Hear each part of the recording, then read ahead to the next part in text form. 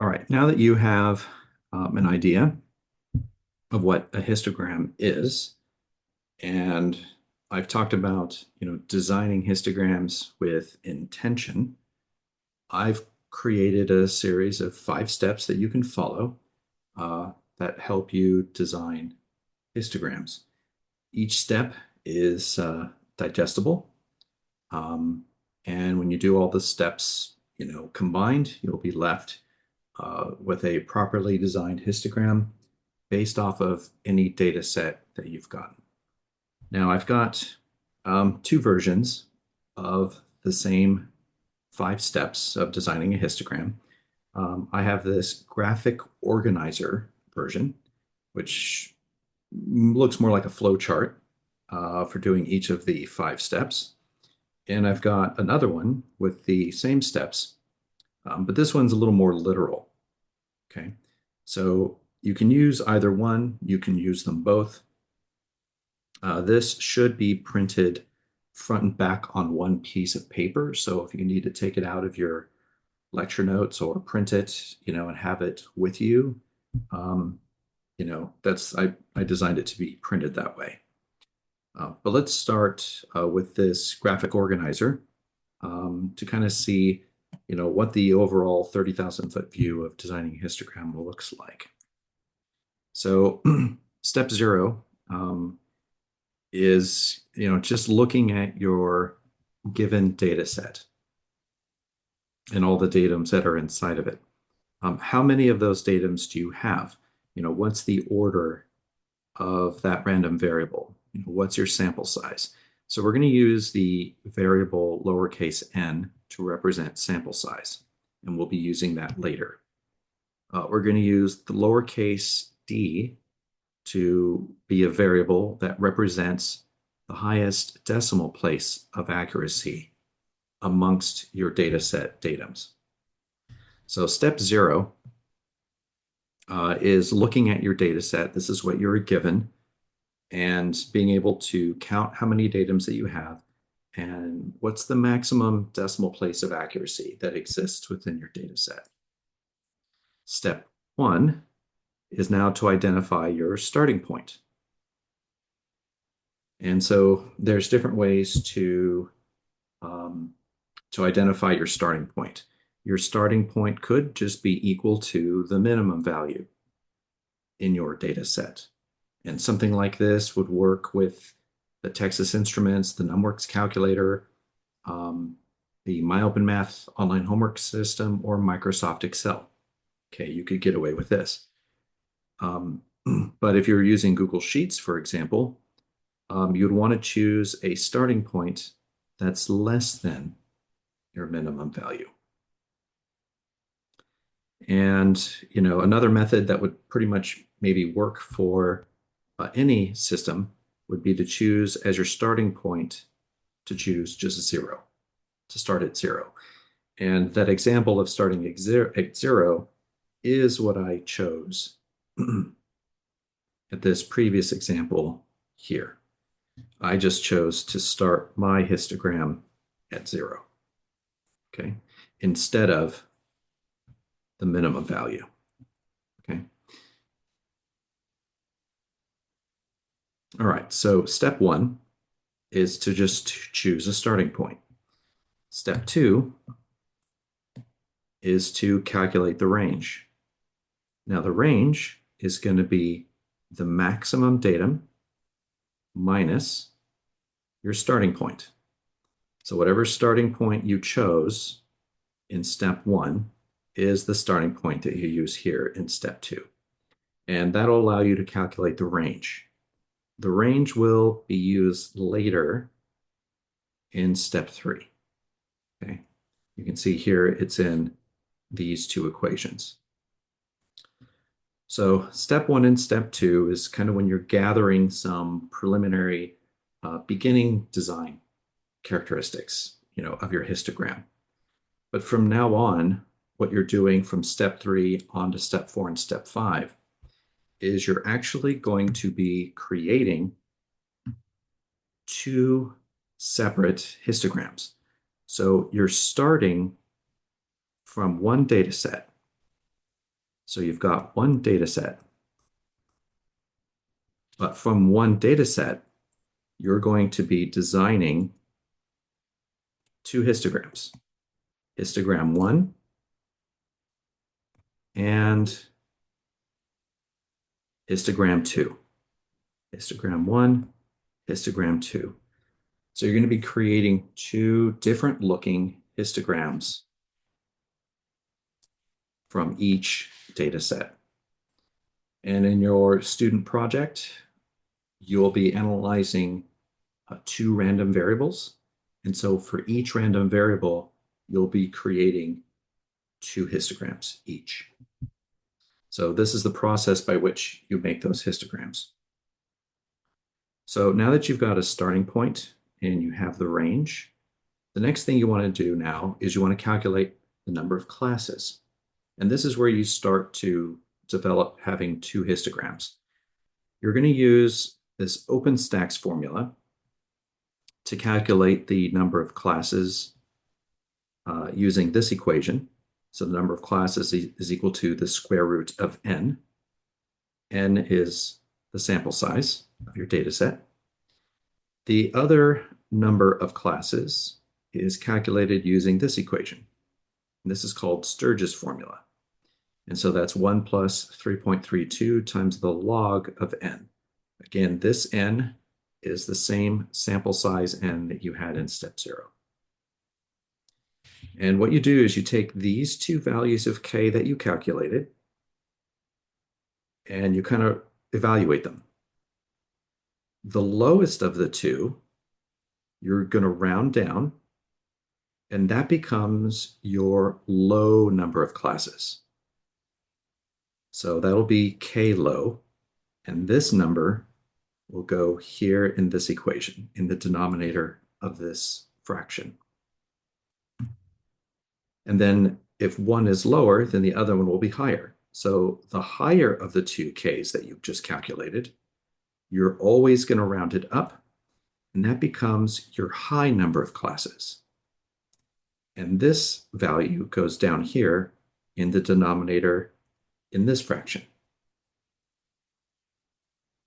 So you're going to have a low number of classes. So maybe like k low could be equal to 5, for example, which means you're going to have 1, 2, 3, 4, and 5 classes here. And then you'll have a higher number of classes, maybe something like 8. And so you're going to have 1, 2, 3, 4, 5, 6, 7, and 8. So this is where you're going to start to have two histograms with different numbers of classes. Okay. Now, remember, each class has to have the same width. So we use this equation to calculate the width, given that you've got so many classes. So you take the range that you calculated in step 2 and divide it by the low number of classes, and that gives you a width that goes with the low number of classes. So you're going to have a k low and a w low. Okay, so w low. I'm just going to guess maybe it's something like 4. Okay. And over here, with your other histogram, histogram number 2, you're going to take the range that you calculated in step 2, divide it by this high number of classes, and that's going to give you W high. So the width will go with this number of classes. And so here for histogram 2, you'll have a W high, and maybe that'll be something like 3. Okay, I'm just making that up. Now, I've had to make a little bit of a change with, this value of W. If your value of W is greater than or equal to 0.9, then just simply round it up to the next integer. So what I mean by that is, let's say this width came out to be 5.2. Let's say W high came out to be 5.2. Well, 5.2 is greater than 0.9, So you would just round this up to the next integer, which would be 6. So I know typically by algebraic rounding rules, you would round this down to 5, but that's going to end up breaking your histogram. So that's why I've said you round it up to the next integer, regardless. Okay. So because this width was greater than 0.9, we just rounded up to the next integer. So the next integer from 5.2 would be 6. If by contrast, you ended up with a width that was less than 0.9. So let's say we got a width of maybe 0.74, something like that. Then you're going to round the width to the dth decimal place, up to 5 or up to 10. So what do I mean by that? So let's say the number of decimal places we had in our data set, the datums in our data set, was 2. So that would be, for example, if our data set had values like 132.01, 137.97, 138.34, and so on. You'll see each of these has 2 decimal places. This would give us this d equals 2. Okay. So you would round this width to the second decimal place, and you would round it either up to 5 or up to 10. So what we would do here, because this is a 4, we would just round that up to a 5. And this would be our low width. In what case would you do something like this? What if the width that we ended up calculating was 0.77? Well, you wouldn't round the second decimal place up to 5. You would round it from 7 up to 10. So this 7 would become a 0. You would carry the 1, and that would become 0.8. So you get a width of 0.8. Okay.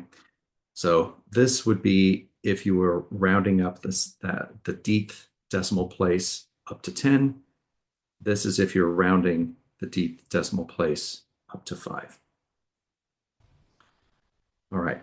So now that you have a starting point and you have the number of classes and you have the width of each class, you can now make a frequency distribution table with your classes and the intervals for each class. You can calculate the midpoint for each class, and you can count the frequency in each class. So you'd create this table for histogram 1 using the low number of classes and the associated width for each of those. And then you would create a second frequency distribution table for histogram 2 using this number of classes and this width. And once you've got both of those, you can then draw or sketch histogram 1, and then you can draw or sketch histogram 2 from that table and from that table. So I went into a little bit of detail, but this is what this graphic organizer is meant to represent. All of these different steps, kind of what they mean. And you could print more copies of this and use it for different problems. Okay. All of these same steps that I just described verbally is also what I describe literally here. So step 1 is to find a starting point. So the starting point can be equal to the minimum. The starting point can be equal to less than the minimum, or the starting point could be equal to 0. And here I've kind of outlined if your starting point is equal to the minimum value, this can be used with Texas Instruments calculator, the NumWorks calculator, and Microsoft Excel, but cannot be used with Google Sheets. Um, if you choose a starting point to be less than a minimum, it'll pretty much work with anything. If you choose a starting point that's equal to 0, it will work with anything. Step 2 is then to find the range. So this is the same formula as the previous page. Step 3 is to calculate the number of classes and to calculate the class width. And so one formula you're using is the OpenStax method, which is this equation. The other one is using Sturge's formula, which is this equation. And you round down the lowest k, that becomes your k low, and you round up the highest k, which becomes your k high. And then you solve for W low and W high. Then depending on the value of W that you calculate, if it was greater than or equal to 0.9, round it up to the nearest whole integer. If it's less than 0.9, then you round W up based off of the number of decimal places there are in the datums in your data set. And if the dth decimal place is a 0, 1, 2, 3, or 4, then you're going to round it up to 5. If the dth decimal place in W is 5, 6, 7, 8, or 9, then you're going to round it up to 10 and carry the 1. Okay, then you create this frequency distribution table for each histogram. So you'll be creating 2 of these. The lower bound of the first class is going to be your starting point. The upper bound for the first class is going to be the starting point plus the width. The second class will be the starting point plus the width. And then the upper bound for the second class will be this lower bound plus the width.